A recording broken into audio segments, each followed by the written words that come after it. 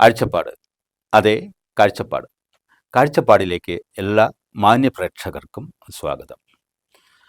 അതീവ പരിസ്ഥിതി ലോലപ്രദേശമായ ചൊക്രമുടിയിൽ വിവാദം പുകയുകയാണ്. എന്താണ് അവിടെ സംഭവിച്ചുകൊണ്ടിരിക്കുന്നത്? ഇത്രയേറെ പാരിസ്ഥിതിക പ്രാധാന്യമുള്ള ഒരു പ്രദേശം ഇടുക്കി ജില്ലയിൽ വേറെയില്ല. എന്നിട്ടും അവിടെ നിർമ്മാണ പ്രവർത്തനങ്ങൾ നടക്കുന്നത് എന്തുകൊണ്ടാണ്? ഇന്നത്തെ ചർച്ച അതുമായി ബന്ധപ്പെട്ട്. ഇന്നിപ്പോൾ ഈ വിഷയവുമായി ബന്ധപ്പെട്ട് സ്റ്റുഡിയോയിലെത്തിയിരിക്കുന്നത് ശ്രീ സിബി ജോസഫാണ്. സിബി ജോസഫ് അടുത്ത കാലത്ത് ചൊക്രമുടി വിഷയവുമായി ബന്ധപ്പെട്ട് ഏറെ വിവാദത്തിൽപ്പെട്ട ആളാണ്. അദ്ദേഹത്തിനുണ്ട് ചില കാര്യങ്ങളൊക്കെ ഇതുമായി ബന്ധപ്പെട്ട് പറയുവാൻ. ശ്രീ സിബി, അടുത്ത കാലത്ത് ഭൂമി സംബന്ധമായ വിഷയങ്ങളിൽ ഏറെ വിവാദമായ ഒരു പ്രശ്നമാണ് ചൊക്രമുടിയിലെ കയ്യേറ്റ ഭൂമി വിഷയം. ചൊക്രമുടിയുമായി ബന്ധപ്പെട്ട് പ്രത്യേകിച്ച് അത് അതീവ പ്രാധാന്യമുള്ള പരിസ്ഥിതി പ്രാധാന്യമുള്ള ഒരു പ്രദേശമാണ് എന്ന നിലയ്ക്കാണ് അത് ഇത്രയേറെ വിവാദത്തിൽപ്പെട്ടത്. അത് പല മേഖലകളിലൂടെ കടന്ന് കയറിയ വിവാദം അവസാനം ഹൈക്കോടതി ഇടപെട്ട് തടഞ്ഞിരിക്കുകയാണല്ലോ. എന്താണ് അതിൻ്റെ ഒരു അവസ്ഥ? ഹൈക്കോടതി ഇതുവരെ തടഞ്ഞു എന്ന് പറയാൻ പറ്റില്ല. കാരണം ഹൈക്കോടതി പറഞ്ഞിരിക്കുന്ന അനധികൃത കയ്യേറ്റം ഉണ്ടെങ്കിൽ തടയണമെന്നാണ്. നമ്മുടെ കയ്യിൽ അനധികൃത കയ്യേറ്റമില്ല. നമ്മുടെ കയ്യിലുള്ളത് 14 ഏക്കർ 69 സെൻറ്റ് ഭൂമി പട്ടയഭൂമിയാണ്. പട്ടയഭൂമിയിലാണ് നമ്മൾ വഴി വെട്ടിയതും കുളം കുത്തിയതും ഒക്കെ നമ്മൾ പട്ടയഭൂമിയിലാണ്. പട്ടയഭൂമി അല്ല എന്ന് പറയുന്നത് ഇതിനെപ്പറ്റി കാര്യമായി അന്വേഷിക്കാതെ ചില ആൾക്കാർ പരത്തുന്ന പ്രചരണങ്ങൾ മാത്രമാണ്. അത് ഇതുവരെ അന്വേഷിക്കാൻ ഒരു വകുപ്പിലുള്ള ഒരു ആൾക്കാരും മെനക്കെട്ടിട്ടില്ല എന്ന് പറയാം. എവിടുന്നോ എന്തൊക്കെയോ തട്ടിക്കൂട്ടി റിപ്പോർട്ടുണ്ടാക്കി ഇത് മനഃപൂർവ്വം വ്യാജമാണെന്ന് വരുത്തി തീർക്കാൻ വേണ്ടിയുള്ള ഒരു പ്രചരണം മാത്രം നടക്കുന്നു. അതാണ് എനിക്ക് പറയാനുള്ളത്. ഈ ഇടുക്കിയെ സംബന്ധിച്ചിടത്തോളം ഇപ്പോൾ ഇടുക്കിയിലെ പകുതിയോളം വില്ലേജുകൾ ആ പരിസ്ഥിതി ലോല പ്രദേശവുമായി ബന്ധപ്പെട്ട് ഒട്ടേറെ വിവാദത്തിലാണ്. ഇടുക്കിയിൽ ഒരു NOC കിട്ടുന്നതിനെങ്കിൽ കെട്ടിട നിർമ്മാണത്തിന് അല്ലെങ്കിൽ പല നിർമ്മാണങ്ങളുമായി ബന്ധപ്പെട്ട് ഒരു 1000 സ്ക്വയർ ഫീറ്റ് കെട്ടിടം വെക്കുന്നെങ്കിൽ പോലും ഒരു NOC കിട്ടുന്നതിൽ വല്ലാത്ത ബുദ്ധിമുട്ടുള്ളൊരു സമയമാണ്. ഈ സമയത്താണ് പ്രത്യേകിച്ച് ഈ ചൊക്രമുടി എന്ന് പറയുന്നതിൻ്റെ ഒരു പാരിസ്ഥിതിക പ്രാധാന്യം സിബി ജോസഫിന് അറിയാലോ. അത് നമ്മുടെ ദക്ഷിണേന്ത്യയിലെ ഉയരത്തിൽ 2ാമത്തെ കൊടുമുടിയാണ് അല്ലേ? എന്ന് മാത്രമല്ല അവിടെ വരയാടുകളുണ്ട് ഇപ്പോഴും. വരയാടുകൾ എന്നൊക്കെ പറയുന്ന ലോകത്ത് തന്നെ വളരെ റെയറായ ഒരു സ്പീഷീസാണ്. മറ്റൊന്ന് അവിടെ നീലക്കുറിഞ്ഞിയുണ്ട്. ചോളക്കുറിഞ്ഞിയാണെന്ന് പറയുന്നുണ്ട്. അതിനെ സംബന്ധിച്ചുള്ള തർക്കങ്ങൾ എന്തെങ്കിലും ആവട്ടെ. അങ്ങനെയൊക്കെയുള്ള ഒരു പ്രദേശമാണ് ആ പ്രദേശം. ആ പ്രദേശത്താണ് ഈ വിവാദം നിൽക്കുന്നത്. അവിടെ ഈ പട്ടയമുണ്ട് എന്ന് പറയുന്നത് സാധാരണക്കാർ വിശ്വസിക്കുന്നില്ല. അതിപ്പോൾ ഇതിനകത്ത് പറയുകയാണെങ്കിൽ ഈ പട്ടയം കിട്ടിയ കാലഘട്ടം 1965, 69, 70 ഈ 70 കാലഘട്ടത്തിലും ഇവിടെ നമുക്ക് ESI ഇല്ല, റെഡ് സോൺ ഇല്ല, അതീവ പരിസ്ഥിതി ലോല പ്രദേശങ്ങളില്ല, ഒന്നുമില്ല. ആ സമയത്ത് അവിടെ പട്ടയം കൊടുക്കുന്നതിന് ഒരു അസ്വാഭാവികതയും കാണുന്നില്ല. ഉണ്ടോ? തീർച്ചയായിട്ടും ഇല്ല. അന്ന് ഈ 60-65 കാലഘട്ടത്തിലാണ് ഏതാണ്ട് ഇടുക്കി ജില്ലയിലെ ആദ്യകാല പട്ടയങ്ങളൊക്കെ നേടിപ്പോയത്. അന്ന് ആര് പട്ടയം എടുത്തതാണത്? അത് LA 504 എന്ന് പറയുന്ന പട്ടയം ജ്ഞാനദാസ് എടുത്ത പട്ടയം. LA 219 എന്ന് പറയുന്ന കറുപ്പുസ്വാമി എടുത്തതാണ്. LA 233 എന്ന് പറയുന്ന ഗുരുസ്വാമി എടുത്തതാണ്. LA 501 എന്ന് 2 പാർട്ടായിട്ടാണ്.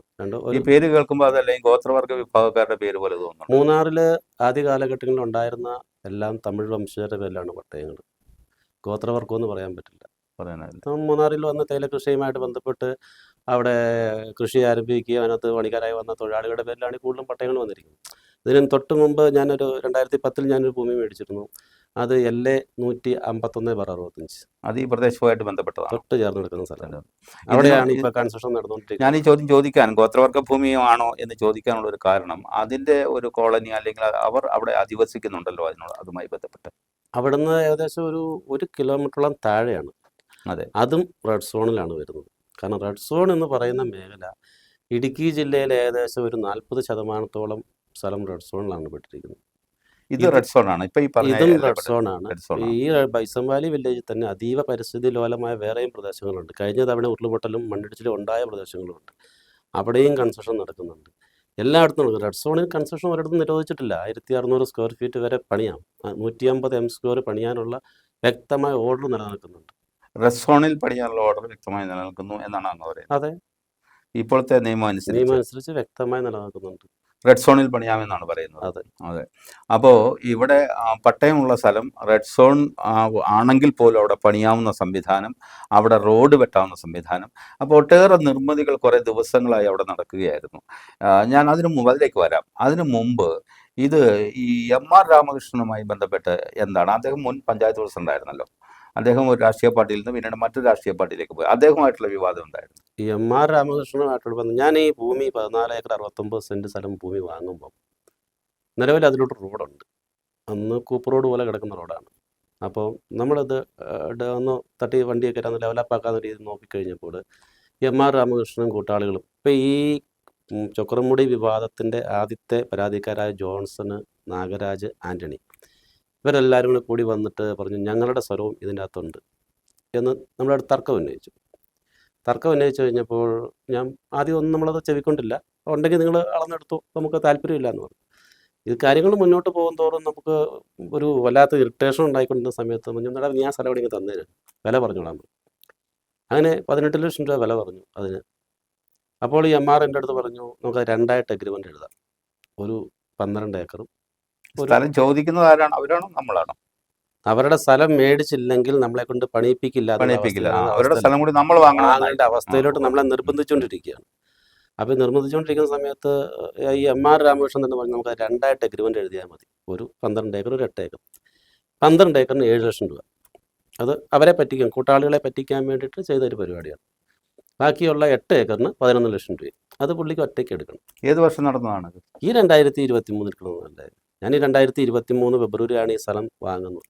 ആ സ്ഥലം അദ്ദേഹത്തിന്റെ കയ്യിൽ നിന്ന് വാങ്ങുന്ന അല്ലാതെ വേറെ ആരുടെ കയ്യിൽ നിന്നാണ് വാങ്ങിയിട്ടുള്ളത്? ഏതാണ്?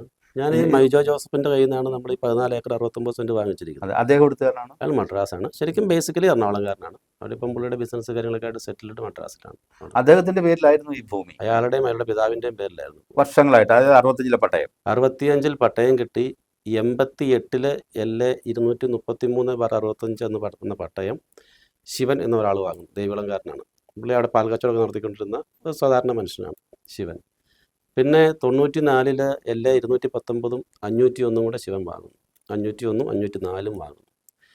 പിന്നീട് 95 മൈജോ ജോസഫിന് ആധാരം ചെയ്തു. 95 മുതൽ 2023 വരെ ഇത് മൈജോയുടെ കസ്റ്റഡിയിലാണ് ഇരുന്നത്.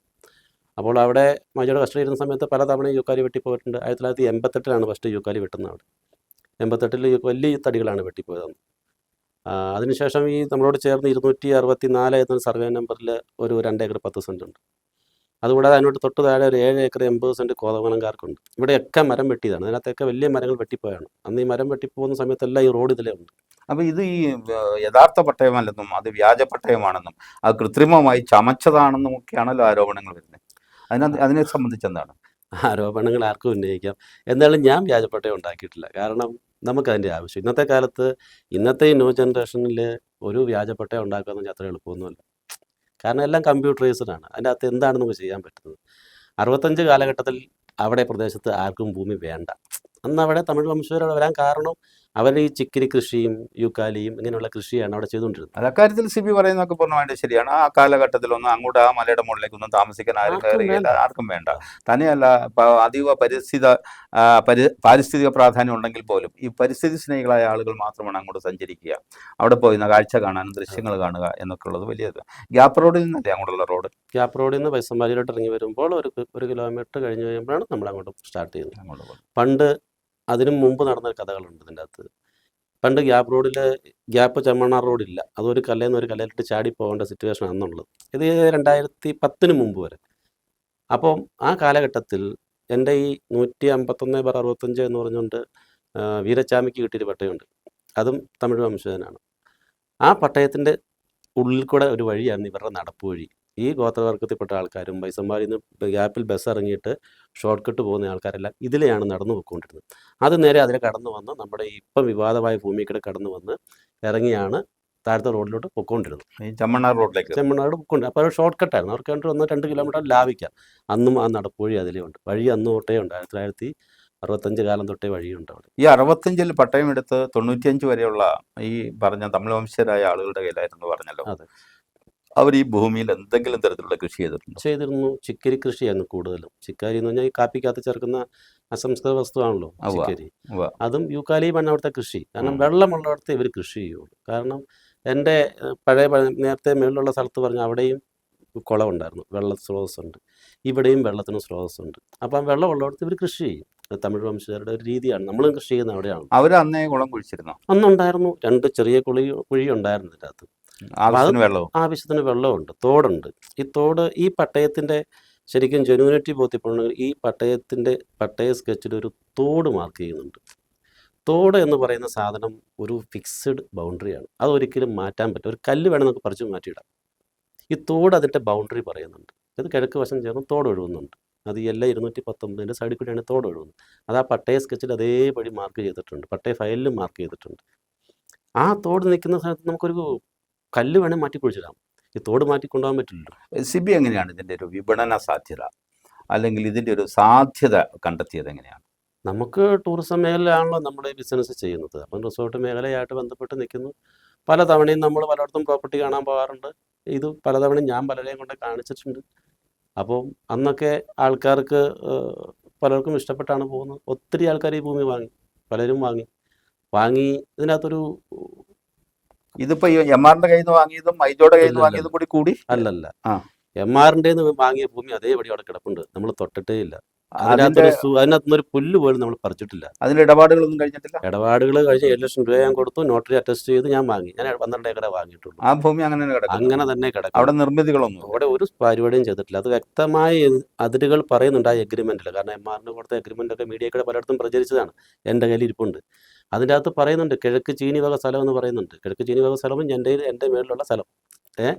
അതിനും വടക്ക് പാറത്തരിച്ച്, കിഴക്ക് പാൽക്കാരൻ ശിവൻ വക, പടിഞ്ഞാറ് പാൽക്കാരൻ ശിവൻ വക വസ്തു. അതായത് ഇപ്പോൾ ഞാൻ മേടിച്ചാൽ 14 ഏക്കർ 69 സെന്റ്.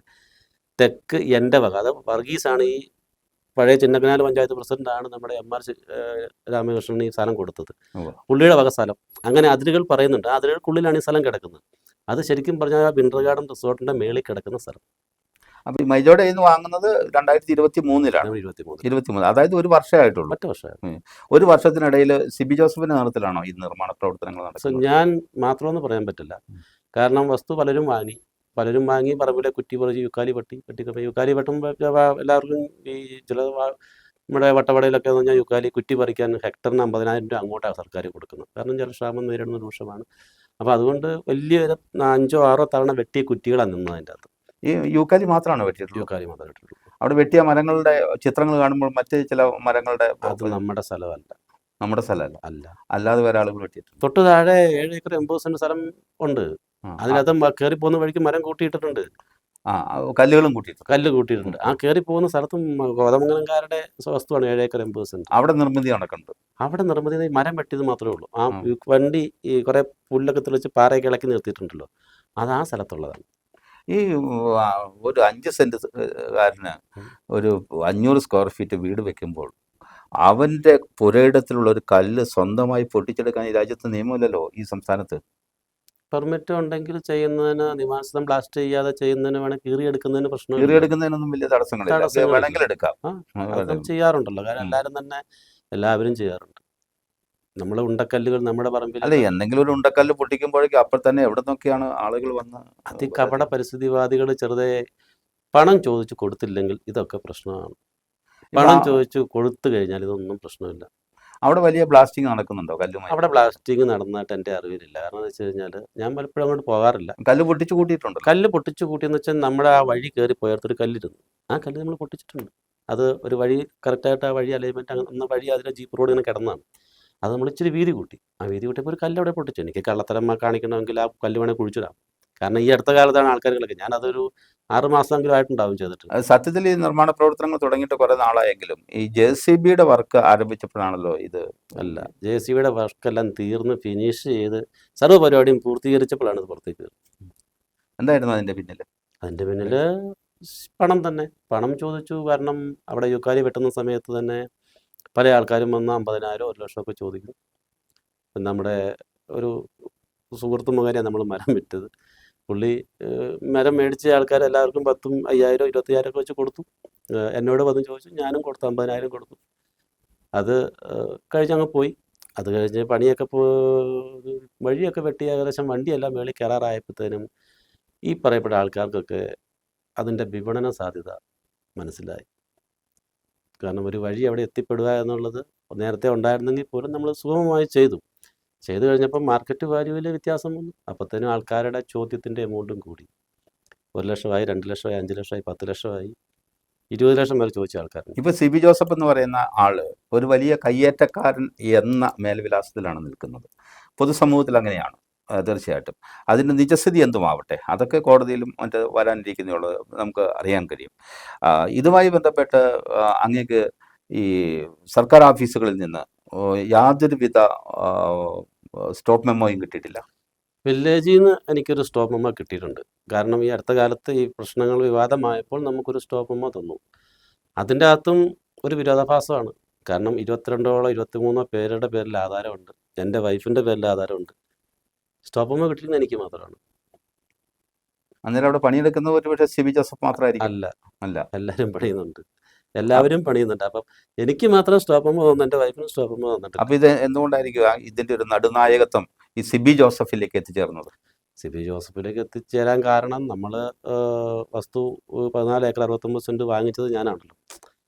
നമ്മൾ വാങ്ങിച്ചു, നമ്മളാണ് പലർക്കും മുറിച്ച് കൊടുത്തത്. അപ്പോൾ അതുകൊണ്ട് നമുക്ക് അങ്ങനെ വന്നതാണ്.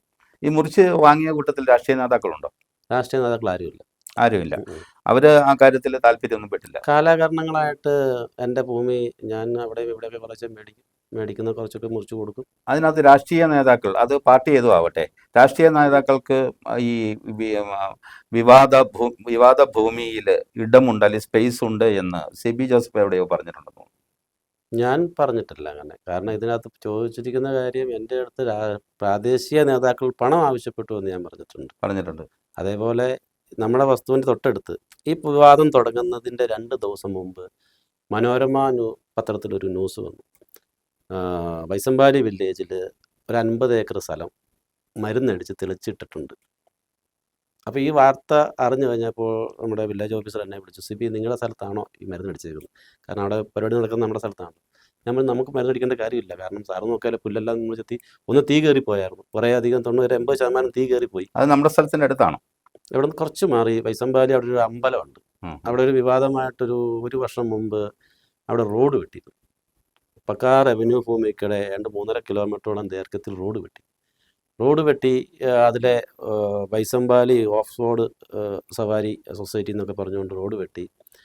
സൊസൈറ്റി മേട് അങ്ങോട്ട് പോകുന്ന വഴിക്ക് സൊസൈറ്റി മേടെന്ന് എനിക്ക് അവിടെ ഒരു അമ്പലമുണ്ട്, ആദിവാസികളുടെ ഒരു അമ്പലമുണ്ട്.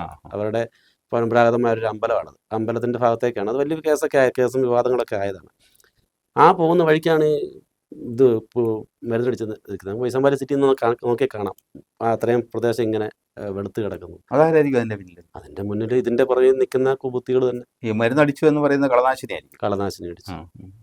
അതിപ്പം നമ്മുടെ സ്ഥലത്ത് കളനാശിനി അടിച്ചു എന്നാണ് പ്രചരണം. പക്ഷെ നമുക്ക് അവിടെ കളനാശിനി അടിച്ചിട്ടില്ല, നമ്മൾ അങ്ങനെ പരിപാടി ചെയ്തിട്ടില്ല. പക്ഷെ നമ്മുടെ ഈ നീലക്കുറിഞ്ഞിയുടെ ചെടികളൊക്കെ പിഴുതെടുത്തു എന്ന് വാർത്ത ഇന്നും വരുന്നുണ്ട്. നീലക്കുറിഞ്ഞി ഇന്നും ഞാൻ സ്ഥലത്ത് പോയിട്ട് വന്നതാണ്. അവിടെ നീലക്കുറിഞ്ഞി പൂവിട്ടെന്ന് പറയുന്നുണ്ട്. നീലക്കുറിഞ്ഞി പൂവിട്ടാണ് ഞാൻ കണ്ടിട്ടില്ല. അല്ല, അത് വ്യക്തമാണല്ലോ. കാരണം വെച്ചാൽ അത് നമ്മുടെ ക്യാമറാമാൻമാർ പകർത്തി ദൃശ്യങ്ങളൊക്കെ വരുന്നുണ്ട്. നമ്മുടെ പ്രോപ്പർട്ടിയിലില്ല, വേറെ കാണും. നമ്മുടെ പ്രോപ്പർട്ടിയിലില്ല. ഇന്ന് ഞാൻ ആ സ്ഥലം മൊത്തം സന്ദർശിച്ചിട്ട് വന്നതാണ്. കാരണം അവിടെ ഈ നമ്മൾക്കെതിരെ പരാതിക്കാരായ ആൾക്കാർ അവിടെ വരുത്തിരിക്കുന്ന നാശനഷ്ടങ്ങൾ. ഈ വാഹനം അങ്ങോട്ട് എത്തിച്ചേരും? അപ്പോൾ നമ്മുടെ വണ്ടി എല്ലാത്തുള്ളൂ അവിടെ എത്തും. ഓൺ ദ വേയിലും അവിടെ ചെല്ലുമ്പോഴൊക്കെ വരയാടുകളെ കാണാറുണ്ടോ? വരയാടുകൾ മിക്കവാറും വരാറുണ്ട് അവിടെ. അത് ഇപ്പോഴല്ല, വർഷങ്ങൾക്ക് മുമ്പേ നമ്മുടെ മേനിക്ക് മേളിലെ പ്രോപ്പർട്ടി ഉണ്ടാകും വരും. ഇത്തവണ വരയാടുകൾ വെള്ളം കുടിച്ചത് ഞാൻ കുത്തിക്കൊടുത്ത കുളത്തിൽ നിന്നാണ്. ഞാൻ അവർക്ക് വേണ്ടി ചെറിയ കുഴി ഉണ്ടാക്കി. ഇപ്പോൾ ഈ വിവാദ ഭൂമി പറയുന്ന വലിയ കുളത്തിൻ്റെ ഇപ്പുറത്തോട്ട് മാറി ചെറിയ കുഴി ഉണ്ടാക്കി കൊടുത്തു. അവിടെ വന്ന് ഈ വരയാടുകൾക്ക് കുടിക്കാൻ സ്വാഭാവികമായ വെള്ളമൊക്കെ ഉണ്ടാവും എങ്കിൽ പോലും ഇത്തവണത്തെ ഉണക്ക് നല്ല കാര്യമായിട്ടുണ്ടായിരുന്നല്ലോ. അതിനകത്ത് വെള്ളം നമ്മുടെ ഈ കുഴികളെല്ലാം വെള്ളം പറ്റിപ്പോയി. അപ്പം നമ്മളൊരു സ്വകാര്യ കുഴി ഉണ്ടാക്കി കൊടുത്താൽ കുഴിക്കാത്ത വെള്ളം ഇത് അതിനകത്ത് ഇറങ്ങി കുടിച്ച് കയറി പോയിക്കൊണ്ടിരുന്നു. ഇതിനകത്ത് ഈ കമ്മ്യൂണിസ്റ്റ് പാർട്ടി ഓഫ് ഇന്ത്യയുടെ ജില്ലാ സെക്രട്ടറി സലീം കുമാർ ആയിട്ടൊരു ചെറിയ വിവാദം CB ജോസഫിൻ്റെ ഭാഗത്ത് നിന്ന് വന്നു എനിക്ക് തോന്നുന്നു. അദ്ദേഹത്തെ കൂട്ടി തിരുവനന്തപുരത്ത് പോയെന്നും ഒരു മന്ത്രിയെ കണ്ടുവെന്നും, അത് റവന്യൂ മിനിസ്റ്റർ ആവാനാണല്ലോ സാധ്യത എന്നും CB ജോസഫ് പറഞ്ഞതായിട്ട് അറിഞ്ഞു. അത് പിന്നീട് സലീം കുമാർ നിഷേധിക്കുകയുണ്ടായി. അതിനകത്ത് എന്താണ് വാസ്തവം? അതിൻ്റെ അകത്ത് ഞാൻ പറഞ്ഞുവെന്ന് വേറൊരാൾ പറഞ്ഞതാണ്. ഞാൻ നേരിട്ടൊരു മാധ്യമങ്ങളോടോ കാര്യങ്ങളോടോ പറഞ്ഞിട്ടില്ല, ഒരാളോടും ഞാൻ പറഞ്ഞിട്ടില്ല. ഞാൻ പറഞ്ഞു എന്ന് എം.ആർ. രാമകൃഷ്ണൻ പ്രചരിപ്പിച്ചതാണ്. അതിൻ്റെ സത്യാവസ്ഥ എനിക്കറിയില്ല. കാരണം എന്ന് വെച്ച് കഴിഞ്ഞാൽ ഈ സലീം കുമാർ എനിക്ക് രാഷ്ട്രീയമായി അധികം ബന്ധമില്ലാത്ത ഒരാളാണ്. രാഷ്ട്രീയമായിട്ട് ഈ സ്വകാര്യ ലോക്കലിൽ അന്വേഷിച്ചറിയാം, ഒരു രാഷ്ട്രീയ പാർട്ടിയായിട്ട് സഹകരിക്കുന്ന ആളല്ല ഞാൻ. ഞാൻ രാവിലെ വീട്ടിൽ നിന്നിറങ്ങും, എൻ്റെ തൊഴിലുമായിട്ട് ഞാൻ പോകും, കാര്യങ്ങൾ ചെയ്യും, തിരിച്ച് വീട്ടിൽ വരും. അതല്ലാതെ വേറെ യാതൊരുമായിട്ടൊരു കമ്പനിയോ കാര്യങ്ങളോ ഉള്ള ആളല്ല ഞാൻ. ഈ റിയൽ എസ്റ്റേറ്റ്, ടൂറിസം മേഖല ഇവിടെയൊക്കെ പിടിച്ചു നിൽക്കണമെങ്കിൽ ഈ രാഷ്ട്രീയക്കാരുടെ സപ്പോർട്ട് അത് അനധികൃതമാണ് എന്നല്ല ഞാൻ ഉദ്ദേശിക്കുന്നത്. അവരുടെ ഒരു സപ്പോർട്ട്, ഒരു പിന്തുണ പലപ്പോഴും സിബിക്ക് ആവശ്യമില്ലേ? ഒരാവശ്യമില്ല. കാരണം എന്താ വെച്ച് കഴിഞ്ഞാൽ അവർ വല്ലപ്പോഴും പിരിവിന് വരും. അതിപ്പം നമ്മുടെ രീതിയിലുള്ളതനുസരിച്ച് നമ്മൾ കൊടുക്കും. എനിക്കിപ്പോൾ എൻ്റെ കീഴിലാണ്ട് 140ഓളം സ്റ്റാഫുകൾ വർക്ക് ചെയ്യുന്നുണ്ട് പല പ്രസ്ഥാനങ്ങളായിട്ട്. ഞാനതിലൊക്കെ ഞാൻ മാട്ടുപ്പെട്ടിയിൽ നിന്ന് ബിസിനസ് തുടങ്ങിയതാണ്. മാട്ടുപ്പെട്ടിയിൽ നമുക്ക് നേരത്തെ ഹാൻഡിക്രാഫ്റ്റിൻ്റെ ഹോൾസെയിലായിരുന്നു എനിക്ക്. അത് 97 തുടങ്ങിയതാണ്. ആ കാലത്ത് തൊട്ട് മൂന്നാറുമായിട്ട് നമുക്ക് ബന്ധമുണ്ട്. അപ്പോൾ ആ രീതിയിലാണ് നമ്മൾ ബിസിനസ് സ്റ്റാർട്ട് ചെയ്തത്. അപ്പോൾ അതനുസരിച്ച് പല മേഖലയിലും നമുക്ക് ബിസിനസ് സ്റ്റാഫുകളുണ്ട്, ചെയ്യുന്നുണ്ട്. അപ്പോൾ അതിൻ്റെ പേരിൽ നമുക്ക് സ്റ്റാഫുകളുണ്ട്. എനിക്ക് രാഷ്ട്രീയക്കാരുമായിട്ട് സ്വാധീനിക്കേണ്ട കാര്യമില്ല. കാരണം അനധികൃതമായി എന്തെങ്കിലും ചെയ്യുന്നുണ്ടെങ്കിൽ അവരെ സ്വാധീനിച്ചാൽ മതി. അല്ല, അവർ അനധികൃതമായി ഇടപെടലൊന്നും നടത്തുന്നില്ല. നമ്മുടെ അടുത്ത് വരാൻ ഇപ്പോൾ ഈ ബിസിനസ്സുമായിട്ട് ബന്ധപ്പെട്ട് നമ്മുടെ അടുത്ത് വന്ന് പിരിവുകൾ ചോദിച്ചു. അങ്ങനെയാണുള്ളത് ഇടയാൻ കാരണം എന്താണെന്ന് വെച്ച് കഴിഞ്ഞാൽ വലിയ എമൗണ്ടുകൾ ചോദിച്ചു കഴിഞ്ഞപ്പോഴാണ് നമുക്ക് തരാൻ പറ്റില്ല തീർത്ത് ഞാൻ പറഞ്ഞു. അതിൻ്റെ മുന്നിൽ പ്രത്യാഘാതം വലുതായിരിക്കും എന്ന് അറിഞ്ഞുകൊണ്ട് തന്നെയാണ് ഞാൻ പറഞ്ഞത്. കാരണം വെച്ചാൽ നമുക്ക് ഒരപ്പെടുത്തിപ്പെട്ട ആരെയും പേടിച്ച് ജീവിക്കാൻ പറ്റില്ല. അപ്പോൾ ഇമ്മീഡിയറ്റ്, അതായത് നമ്മുടെ ചാനലാണ് ആദ്യം ഈ വാർത്ത കൊണ്ടുവരുന്നത് എന്നാണ് എനിക്ക് തോന്നുന്നത്. അതിനുശേഷം മുൻ ബ്ലോക്ക് പഞ്ചായത്ത് മെമ്പർ അലോഷി തിരുതാളിയുമായിട്ട് ഞാൻ തന്നെ ഈ ചാനലിൽ ഒരു ഇൻ്റർവ്യൂ നടത്തുകയുണ്ടായി. ആ ഇൻ്റർവ്യൂവിലും അതേ ശക്തമായി ആക്ഷേപമാണ് മുന്നോട്ട് വെച്ചത്. അതിനകത്ത് പിന്നീട് ഇടുക്കി MP ഉൾപ്പെടെ, ഇവിടുത്തെ കോൺഗ്രസിൻ്റെ DCC പ്രസിഡന്റ് ഉൾപ്പെടെ അവിടെ വരികയും ആ കാര്യങ്ങൾ അന്വേഷിക്കുകയും ചെയ്ത് അവർ പത്രസമ്മേളനത്തിൽ ഈ കയ്യേറ്റ ഭൂമി ആണെന്നും ഇത് കയ്യേറ്റമാണെന്ന് ഉറപ്പിച്ച് പറയുന്ന ഒരു പ്രസ്താവനയാണ് പുറത്തു വന്നത്. എൻ്റെ പ്രാഥമികമായ ചോദ്യം അതിൻ്റെ അകത്ത്, ഒരു രാഷ്ട്രീയക്കാരനാണോ ഈ ഭൂമി വ്യാജമാണോ ഒറിജിനലാണോ തീരുമാനിക്കുന്നത്? ഒരു റവന്യൂ ഉദ്യോഗസ്ഥനായിരിക്കണം, റവന്യൂ സ്റ്റാഫ് ആയിരിക്കണം. അത് താലൂക്ക് സർവേയർ അല്ലെങ്കിൽ സർവേ വിഭാഗം അളന്ന് തിട്ടപ്പെടുത്തി ഈ ഭൂമി പട്ടയമല്ലെന്ന് അവർ പ്രസ്താവിക്കണം. അതല്ല എൻ്റെ അടിസ്ഥാനം. ബഹുമാനപ്പെട്ട കോടതി ജില്ലാ കളക്ടറെ ചുമതലപ്പെടുത്തിയിട്ടുണ്ടല്ലോ, അളന്നിരിക്കണം അല്ലേ? അളന്നിരിക്കണം. അവിടെ നിന്ന് അവർ അന്വേഷണമായിട്ട് അവിടെ എത്തി? നമ്മളും എത്തിയിട്ടില്ല. ഒരു സിറ്റിങ്ങിനോ കോൺഫറൻസിനോ എന്തിനും എങ്കിലും സിബി ജോസഫിനെ വിളിച്ചിട്ടുണ്ടോ? എന്നെ ഇന്ന് വരെ ഒരാളും ഒരു കാര്യത്തിനും വിളിച്ചിട്ടില്ല. ഇത് സത്യാവസ്ഥയാണോ എന്താണോ, എൻ്റെ കയ്യിലുള്ള രേഖകൾ ഒറിജിനലാണോ വ്യാജമാണോ എന്ന് പരിശോധിക്കാൻ പോലും ഒരു അതോറിറ്റിയും ഇതുവരെ തയ്യാറായി. വില്ലേജ് ഓഫീസിന് സ്റ്റോപ്പ് മെമ്മോ കിട്ടിയെന്ന് പറഞ്ഞല്ലോ. വില്ലേജ് ഏതാണത്? ബൈസൺ വാലിയാണ്. ഈ ബൈസൺ വാലി വില്ലേജിൽ സ്റ്റോപ്പ് മെമ്മോ കിട്ടിയെന്ന് പറയുമ്പോൾ ഈ സത്യത്തിൽ അതുവരെയുള്ള, അതായത് 65 മുതൽ ഇടവിടാതെ കരമടച്ച ഭൂമിയാണ് അല്ലേ? പോക്കുവരവിന് എന്തെങ്കിലും പ്രശ്നങ്ങൾ ഉണ്ടായിട്ടില്ല? സിബി വാങ്ങിക്കുമ്പോഴും പോക്കുവരവ് നടന്നിട്ടുണ്ട്. ഞാൻ മേടിച്ചതിന് ശേഷം വേണ്ട 43 പോക്കുവരവ് നടന്നിട്ടുണ്ട്. ഇത് 88 പോക്കുവരവ് ചെയ്തു, 94 പോക്കുവരവ് ചെയ്തു, 95 പോക്കുവരവ് ചെയ്തു, പിന്നെ 2023 40-ഓളം പോക്കുവരവുകൾ ചെയ്തു. വേറെ ഭൂമിക്ക്? ഒരു ഭൂമിക്കല്ലല്ലോ. ഈ ഭൂമി 14 ഏക്കർ 69 സെന്റ് സ്ഥലം പലതായിട്ട് വിഭജിച്ച് പോയപ്പോൾ അതിൻ്റെ എല്ലാം പോക്കുവരവുകൾ കഴിഞ്ഞു, കരമടച്ച് നമുക്ക് ROR തന്നു. ഒരു വസ്തു ഇന്നത്തെ കാലഘട്ടത്തിൽ ആധാരം ചെയ്യണമെങ്കിൽ നമ്മുടെ സർക്കാർ തന്നെ ഉണ്ടാക്കിയ ഒരു സിസ്റ്റം ROR. വ്യാജമായ ഭൂമിക്ക് ROR കിട്ടും? ആരെങ്കിലും കൊടുക്കും? ഒരു വില്ലേജ് ഓഫീസറാണല്ലോ തരേണ്ടത്. വില്ലേജ് ഓഫീസർ ഭൂമി പരിശോധിച്ചത് കമ്പ്യൂട്ടറൈസ്ഡാണ്. നമ്മുടെ എൻകംബറൻസ് സർട്ടിഫിക്കറ്റ് ഓൺലൈനായിട്ട് കിട്ടണം. എല്ലാം വേണമല്ലോ. ഇതില്ലാണ്ട് നടക്കില്ല. അപ്പൊ ഇതെല്ലാം ഉള്ളൊരു ഭൂമി എങ്ങനെ വ്യാജമാകും? അതിൻ്റെ ഒരു അടിസ്ഥാനം പറയും. കാരണം നമുക്ക് ഈ രേഖകളെല്ലാം എൻ്റെ കൈവശമുണ്ട്, പിന്നെ ഇതെങ്ങനെ വ്യാജമാകും? അപ്പൊ പിന്നെ എന്തിന്റെ അടിസ്ഥാനത്തിലാണ് ബഹുമാനപ്പെട്ട കോടതി ഇങ്ങനെ ഒരു തടസ്സവാദം ഉന്നയിച്ചിരിക്കുന്നത്? കോടതി തർക്കവാദം ഉന്നയിച്ചത് കോടതി ഇതിൻ്റെ നിജസ്ഥിതി അറിയുന്നില്ല, രേഖകൾ പരിശോധിച്ചിട്ടില്ല, ആരും പരിശോധിച്ചിട്ടില്ല. സ്വാഭാവികമായും കയ്യേറ്റമുണ്ട് എന്ന് കാണുമ്പോൾ മൂന്നാറിനെ അടിസ്ഥാനപ്പെടുത്തി, മൂന്നാറിൽ പല കയ്യേറ്റങ്ങളും നടന്നിട്ടുണ്ട് പണ്ട് കാലഘട്ടങ്ങളിൽ. അപ്പോൾ അതിൻ്റെ പേരിൽ കോടതി സ്വാഭാവികമായി എടുത്താണ്. കാരണം പട്ടയഭൂമിയിൽ നിർമ്മാണം ചെയ്യില്ലെന്ന് കോടതി ഇതുവരെ പറഞ്ഞിട്ടില്ല. കാരണം 64 റൂൾ അനുസരിച്ച് കൃഷിക്കും വീടിന് എന്നുള്ള രീതിയിലുള്ള കണ്ടീഷനിൽ കിട്ടിയ പട്ടയമാണ്. അതിന് സർക്കാർ റൂൾ അമെൻമെൻറ്റ് ചെയ്ത് കഴിയുമ്പോൾ അതിനെന്തെങ്കിലും മാറ്റങ്ങൾ വരുമായിരിക്കും. ആ മാറ്റങ്ങൾ വരുമ്പോൾ അത് പ്രതീക്ഷിച്ചാണ് പല ആൾക്കാരും സ്ഥലം മേടിച്ചിരിക്കുന്നത്. എന്തായാലും അത് താമസിക്കാൻ വേണ്ടിയുള്ള വീട് പണിയാനല്ല എന്നുള്ളത് വാസ്തവമാണല്ലോ. താമസിക്കാൻ വീട് പണിയാന്നുള്ളതല്ല, ചിലരൊക്കെ സെക്കൻഡ് ഹോം ആയിട്ട് മേടിച്ചിട്ടുണ്ട്. കാരണം ഇവിടെ വരുമ്പോൾ ഒരു ഔട്ടിങ് താമസിക്കുക, വല്ലപ്പോഴും അവരുടെ ഫാമിലി വരിക, സൂചിക്കുക, അതിന് അവർക്കൊരു റിലാക്സിന് ഒരു സ്ഥലം എന്ന രീതിയിലാണ്. ഇപ്പോൾ ഈ കൊറോണയ്ക്ക് ശേഷമാണ് ഏറ്റവും കൂടുതൽ ഇത് വ്യാപകമാകുന്നത്. കാരണം എന്ന് വെച്ച് കഴിഞ്ഞാൽ കൊറോണ സമയത്ത് എല്ലാവരും വീട്ടിൽ വളരെ അടച്ചിട്ട് അവസ്ഥ ഇരുന്നപ്പോൾ അതിനുശേഷം ഒരു സെക്കൻഡ് ഹോം എന്നൊരു കൺസെപ്റ്റ് വളരെയധികം ഇതായി വരുന്നുണ്ട്, എല്ലാവരും വാങ്ങുന്നുണ്ട്. അതിനുശേഷം ഭൂമിയുടെ കച്ചവടത്തിൽ തന്നെ മാറ്റങ്ങളുണ്ട്. ഈ വന്യമൃഗ ശല്യം അവിടെ വേറെ ഉണ്ടോ? എൻ്റെ അടുത്ത് ഇതുവരെ ശല്യം ഉണ്ടായിട്ടില്ല. ആനയുണ്ടോ? ആന വല്ലപ്പോഴും ഒന്ന് പോകാറുണ്ട്, അത് ഗ്യാപ്പിലും അതിലേക്ക് കയറി നേരെ മറ്റേ എസ്റ്റേറ്റിലോട്ട് പോകാറുണ്ട്. ഞാൻ മേടിച്ചതിന് ശേഷം ഒരു തവണ വന്നിട്ടുണ്ട്. സിമി വാങ്ങിച്ചിട്ട് ഇപ്പോൾ 1 വർഷമല്ലേ? അതിനുള്ളിൽ ഒരു തവണ വന്നിട്ടുണ്ട്. ഈ 1 വർഷത്തിനിടയിൽ നമ്മൾ ഒരു വലിയ കയ്യേറ്റക്കാരനാണ് എന്ന് ലേബലൈസ് ചെയ്യപ്പെട്ടതിൽ ദുഃഖമുണ്ടോ? എനിക്ക് ദുഃഖം എന്ന് വെച്ച് കഴിഞ്ഞാൽ എൻ്റെ കയ്യിലുള്ള രേഖകൾ ഒറിജിനൽ വിശ്വാസമുള്ളിടത്തോളം കാലം എനിക്ക് മറ്റുള്ളവരുടെ മുന്നിൽ ഒരു കയ്യേറ്റക്കാരനെന്ന് രൂപം വന്നെങ്കിൽ പോലും ഞാനത് ഓർക്കുകയും ചെയ്യും. കാരണം ഞാനത് കോടതിയിൽ പോകും. ഇത് ആക്ഷേപം ഉന്നയിച്ചവരെയും അവരിനി സുപ്രീം കോടതി വരെ പോയാലും ഞാൻ ഇതിന് പിടിവിടില്ല.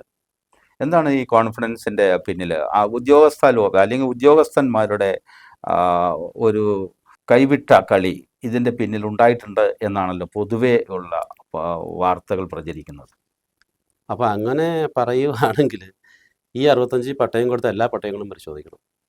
ഇടുക്കി ജില്ലയിലെ പട്ടയങ്ങളെല്ലാം 65 മുതൽ കൊടുത്ത എല്ലാ പട്ടയങ്ങളും പരിശോധിക്കണം. അതിനകത്ത് എവിടെയെങ്കിലും കൈവിട്ട കളികളുണ്ടെങ്കിൽ ഇതിലും ഉണ്ടായിട്ടുണ്ടാവാം. 65 കൊടുത്ത ആളുകൾ ആ പട്ടയങ്ങളെല്ലാം പരിശോധിക്കട്ടെ. കാരണം ഇത് ചെറിയൊരു തുടക്കത്തിലേക്കല്ല പോകുന്നത്.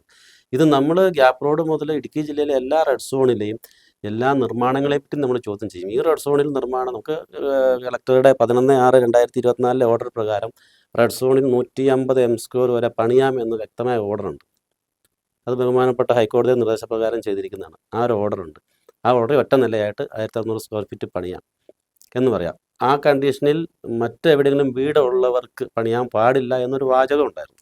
സിവിക്കറിയാലോ, ഇവിടെ ഈ 14.5 കിലോമീറ്റർ ദൂരത്തിൽ നേര്യമംഗലം മുതൽ വളരെയുള്ള പ്രദേശത്ത് NH സൈഡിൽ നിൽക്കുന്ന ഒരു മരം വെട്ടാൻ ഇപ്പോൾ വലിയ പ്രക്ഷോഭത്തിലേക്ക് പോവുകയാണ്. ആളുകളെ വെട്ടാൻ സമ്മതിക്കുന്നില്ല വനം വകുപ്പ്. ഈ സമയത്ത് വനം വകുപ്പ് അവിടെ വന്നിട്ട് പോലും ഇല്ലെന്നാണല്ലോ ഈ മരമൊക്കെ വെട്ടിയിട്ട് പറയുന്നത്. മരം വെട്ടി യുക്കാലി വെട്ടുന്നതിന് വനം വകുപ്പ് വരേണ്ട കാര്യമില്ല. വേറെ മരം വെട്ടിയിട്ടുണ്ടല്ലോ. നമ്മൾ വെട്ടിയിട്ടില്ല. സമ്മതിച്ചു. നമ്മളുമായിട്ട് ബന്ധപ്പെടേണ്ട കാര്യമില്ല. കാരണം ഞാൻ വെട്ടിയിട്ടുണ്ടെങ്കിൽ ഞാൻ ഉത്തരവാദിത്തം ഏറ്റെടുക്കാൻ നമ്മൾ തയ്യാറാണ്. നമ്മൾ യുക്കാലി വെട്ടിയിട്ടുണ്ട്, കുറ്റി പിഴുതിട്ടുണ്ട്. കാരണം ഞാൻ പറഞ്ഞ കുറ്റി നമ്മളത് അത്രയും പഴക്കമുള്ള കുറ്റിയാണ്. ഒരു മനുഷ്യൻ്റെ മരമായിട്ട് ഒടിഞ്ഞു വീണ് കഴിഞ്ഞാൽ യുക്കാലി എന്ന് പറഞ്ഞാൽ വേറെ കട്ടി കുറഞ്ഞ മരമാണ്.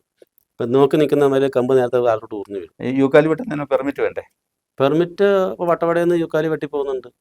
അത് ഒരു ഫോറസ്റ്റിൻ്റെ പാസ്സാണ്. അതിൻ്റെ നിയമവശങ്ങളെ പറ്റി എനിക്കറിയില്ല. യുക്കാലി വെട്ടിക്കളയുന്നതിന് സർക്കാർ 50,000 ഹെക്ടറിന് കൊടുക്കുന്നുണ്ട് എന്ന് ഞാൻ കേട്ടിട്ടുണ്ട്. അത് കുറ്റി പിഴുതു മാറ്റുന്നത്. ആ രീതി ചെയ്തപ്പോൾ ഞാനും സ്വാഭാവികമായിട്ടും ചിന്തിച്ചത്രയേ ഉള്ളൂ. നമ്മുടെ ഈ നിർമ്മാണ പ്രവർത്തനങ്ങളുമായി മുന്നോട്ട് പോയപ്പോൾ ഫോറസ്റ്റ് ഡിപ്പാർട്ട്മെൻറ്റിൻ്റെ ഭാഗത്തുനിന്ന് തടസ്സവാദം നമുക്ക് ഉണ്ടായിട്ടില്ല. ഇല്ല. ചുമ്മാ അവർ വന്നു നോക്കുക പോലും വന്നിട്ടില്ല. റവന്യൂ ഡിപ്പാർട്ട്മെൻറ്റ് നമുക്ക് ഒരു തടസ്സവാദം ഉന്നയിച്ചിട്ടില്ല. റവന്യൂ ഡിപ്പാർട്ട്മെൻറ്റിന് തടസ്സവാദം ഉന്നയിക്കാൻ വേണ്ടുന്ന കാര്യങ്ങൾ നമ്മൾ അതിൻ്റെ അകത്ത് നിലവിലുള്ള റോഡ് പുനരുദ്ധാരണം ചെയ്യണമെന്ന് പറഞ്ഞ് നമ്മൾ വില്ലേജ് ഓഫീസ് വഴി തഹസിൽദാരോട് അപേക്ഷിച്ചിരുന്നു. അപ്പോൾ എനിക്ക് കിട്ടിയ മറുപടി ഈ ഓഫീസിൽ നിന്ന് ആ സേവനം ലഭ്യമല്ല എന്നാണ്. അപ്പം നിലവിലുള്ള റോഡാണ്.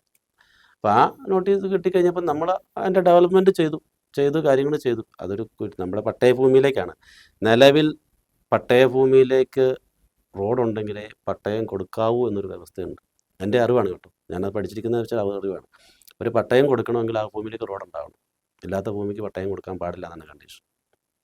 ഈ റോഡ് കുത്തനെയുള്ള കയറ്റമാണ്. ഇറങ്ങിക്കഴിഞ്ഞ് ഈ മലയിലേക്ക് കയറുന്ന, അതായത് ഗ്യാപ്പ് റോഡിൽ നിന്ന് കുത്തനെ ഇറങ്ങിയതിന് ശേഷം പിന്നെ സ്മൂത്തായിട്ട് എല്ലാ വണ്ടിയും കയറി വരുന്ന രീതിയിലുള്ള എല്ലാ വണ്ടിയും, കാർ ഉൾപ്പെടെ കയറി എല്ലാ വണ്ടിയും. അതെന്ത് ചെയ്തു? CB കോൺക്രീറ്റ് ചെയ്തു? ഞാൻ കോൺക്രീറ്റ് ചെയ്തിട്ട് അതിന് മേളിൽ ടാർ ചെയ്തു. അത് കംപ്ലീറ്റ് ഇല്ല, ഒരു 500, 550, 600 മീറ്ററോളം ഞാൻ നിലവിൽ ചെയ്ത്. നമ്മുടെ താഴെ 7 ഏക്കറിൽ ചെല്ലാനുണ്ടെന്ന് കോതമംഗലംകാരന്റെ ഭൂമിയിലൂടെ അദ്ദേഹം ഷെയർ അവർ ഭൂമി നമുക്ക് വിട്ടു തന്നു. റോഡിന് വേണ്ടി. അല്ലാതെ നിലവിൽ അന്ന് റോഡ് ഉണ്ടായിരുന്നതാണ്. കാരണം ഇതൊരു ഹൈക്കോടതി, ഒരു ദേവികുളം കോടതിയുടെ മുൻകാലങ്ങളിലൊരു ഓർഡർ ഉണ്ട്. ഈ നമ്മുടെ ഇവിടെ തന്നെ 261 ഒരു സർവേ നമ്പറിൽ പട്ടയം കൊടുത്തിട്ടുണ്ട്. അത് 2 ഏക്കർ 10 സെൻറ്റാണ്. അവർ തമ്മിൽ എന്തോ ഡിസ്പ്യൂട്ട് ഉണ്ടായി കഴിഞ്ഞപ്പോൾ ആ കോടതി ബന്ധപ്പെട്ടിട്ട് ഇവരുടെ പ്രോപ്പർട്ടി വരെ റോഡുണ്ടെന്ന് അന്നത്തെ ഒരു കോടതി വിധിയുണ്ട്. ഈ ഭൂമി വാങ്ങിയവരെല്ലാം ആകെ കുടുങ്ങി എന്നൊരു ധാരണ, ആ ബോധ്യം ഇപ്പോൾ അവരിലില്ലേ? അവരെല്ലാം നിയമാനുസൃതമായ രേഖകൾ പരിശോധിച്ചിട്ടാണ് വാങ്ങിയത്. അവർക്ക് വസ്തു പോക്കൂറ് ചെയ്ത് അവർ തന്നെ ചെയ്തെടുത്തിട്ടുമുണ്ട്. ഒരു വസ്തുവിൻ്റെ ജെന്യൂനിറ്റി അവിടെയാണ്. ഒരു വസ്തു മേടിച്ച് പോക്കൂറ് ചെയ്യുക എന്നുള്ളതാണല്ലോ അവരുടെ പേരിൽ കരം കൂട്ടുക എന്നുള്ളതാണല്ലോ. ആ കരം കൂട്ടി കൊടുത്ത ആൾക്കാർക്ക് എന്ത് പേടിക്കാനുള്ളത്? അവരെല്ലാം ഇപ്പോൾ കരടച്ചു കഴിഞ്ഞു. അവരെല്ലാവരും കരമടച്ചുള്ളൂ. എത്ര ആളുകളായിരിക്കും ഇപ്പോൾ സിബിഡിയിൽ നിന്ന് സ്ഥലം വാങ്ങിച്ചത്? എൻ്റെ 22ഓളം പേര് വാങ്ങിച്ചു. 22ഓളം പേരിൽ എല്ലാവർക്കും 10-40 സെന്റുകൾ ഉണ്ടാവും. 10 സെന്റ് 20 സെന്റ് 1 ഏക്കർ അങ്ങനെ മേടിച്ചിട്ടുണ്ട്. അങ്ങനെ 1 ഏക്കർ മേടിച്ചിട്ട് 5ആയിട്ട് ആധാരം ചെയ്തവരുണ്ട്, 5 പേരിലായിട്ട് ചെയ്തവരുണ്ട്. 1 ഏക്കർ വാങ്ങിച്ചവരും ഉണ്ട്. ഉണ്ട്. അത് ശരി. അതിൻ്റെ ലാഭനഷ്ട കേസിലേക്കൊന്നും ഞാൻ കടക്കുന്നില്ല. അതിപ്പോൾ റിയൽ എസ്റ്റേറ്റുമായി ബന്ധപ്പെട്ട എന്തെങ്കിലും ലാഭമോ കാര്യങ്ങളൊക്കെ ഉണ്ടാവും, അതിനൊന്നും സംശയമില്ല. അപ്പോൾ വാങ്ങിയിട്ടുള്ളവരൊക്കെ നമ്മുടെ നാട്ടുകാരാണ്, അതെയോ അന്യ നാട്ടുകാരാണ്? നമ്മുടെ നാട്ടുകാരും ഉണ്ട്, പല നാട്ടുകാരുണ്ട്, ഇന്ത്യക്ക് പുറത്തുള്ളവരുണ്ട്, ഇവിടുത്തെ മലയാളികൾ തന്നെ.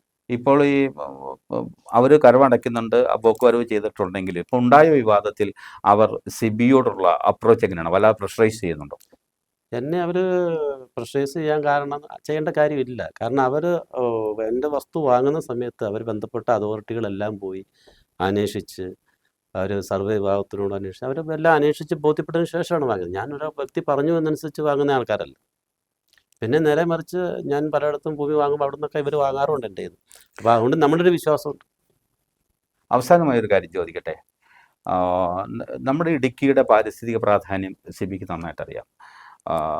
അതീവ ലോല പ്രദേശം, പരിസ്ഥിതി ലോല പ്രദേശങ്ങൾ, പ്രത്യേകിച്ച് കാലാവസ്ഥ വ്യതിയാനങ്ങൾ, ഇതെല്ലാമുള്ള ഒരു നാടെന്ന നിലയിൽ, ഒരു പ്രദേശം എന്ന നിലയിൽ ശരിക്കും അവിടെ തന്നെ ഒരു നിർമ്മാണ പ്രവർത്തനങ്ങളുമായി മുന്നോട്ട് പോകുമ്പോൾ നമ്മുടെ നാട് ഒരു പരിസ്ഥിതി ആഘാതത്തിന് വിധേയമാകുന്നു എന്ന ഒരു സാമൂഹിക ബോധം സിബി അലട്ടുന്നില്ലേ? അതെൻ്റെ ചോദ്യം. അതിൻ്റെ അകത്ത് എൻ്റെ ഈ പ്രോപ്പർട്ടി 14 ഏക്കർ 69 സെൻറ്റിൽ മാത്രമോ ഇതുള്ളൂ? അത് ഗ്യാപ്പ് റോഡ് മുതൽ അങ്ങോട്ടും ഇങ്ങോട്ടും എല്ലായിടത്തേക്കും, മൂന്നാറിൽ കയറി പോകുമ്പോൾ നമുക്ക് കാണാം പോതമേടിൽ ആ ചെങ്കുത്തായ മലയുടെ മേളിൽ കൺസ്ട്രക്ഷൻ നടക്കുന്നുണ്ട്. അതൊക്കെ പരിസ്ഥിതി ദുർബല പ്രദേശം തന്നെയല്ലേ? ഇപ്പം നിലവിലെ ആൾക്കാരുടെ ആക്ഷേപം ഈ 14 ഏക്കർ 69 സെൻറ്റ് മാത്രമേ പരിസ്ഥിതി പ്രശ്നങ്ങളുള്ളൂ, ബാക്കിയുള്ളിടത്ത് ഇല്ല എന്നാണ് കപടമായി പരിസ്ഥിതി വാദിക്കുന്നത്. നമ്മുടെ അങ്ങനെ ഉണ്ടെങ്കിൽ എല്ലാ നിർമ്മാണങ്ങളും പഠിക്കട്ടെ, എല്ലാവരും ചെയ്യട്ടെ. കാരണം അങ്ങനെ കംപ്ലീറ്റ് എല്ലാ പരിസ്ഥിതി ദുർബല പ്രദേശങ്ങളും നിർമ്മാണം നിരോധിക്കട്ടെ. നിരോധിച്ചു കഴിയുമ്പോൾ ഞാനും അതിനകത്ത് നിൽക്കാം. അതല്ല എൻ്റെ ശരിയായത്. തീർച്ചയായിട്ടും വളരെയേറെ നന്ദിയുണ്ട്. ഈ വിഷയവുമായി വളരെ വിവാദമായൊരു വിഷയമായത്, എന്നും പത്രത്തിലും മറ്റ് ദൃശ്യമാധ്യമങ്ങളിലും ഒക്കെ വാർത്തകൾ വരുന്ന ഈ വിഷയത്തെക്കുറിച്ച് സംസാരിച്ചതിനും കാര്യങ്ങൾ സംസാരിച്ചതിനും ഓക്കെ. ചർച്ച അവസാനിക്കുമ്പോൾ വിവാദങ്ങൾ തീരുന്നില്ല എന്ന തോന്നലാണ് പൊതുജനങ്ങൾക്കുണ്ടാവുക. ഇനിയും ഒട്ടേറെ പ്രശ്നങ്ങൾക്ക് പരിഹാരം കാണേണ്ടതുണ്ട്. കയ്യേറ്റ ഭൂമിയാണ് എങ്കിൽ അത് തീർച്ചയായിട്ടും ഒഴിപ്പിക്കുക തന്നെ വേണം. ആ കാര്യത്തിൽ ഒരു സംശയവുമില്ല. ഇത് മലയുടെ നെറുകയാണ് എന്ന ഓർമ്മ എല്ലാവർക്കും വേണം. നന്ദി, നമസ്കാരം.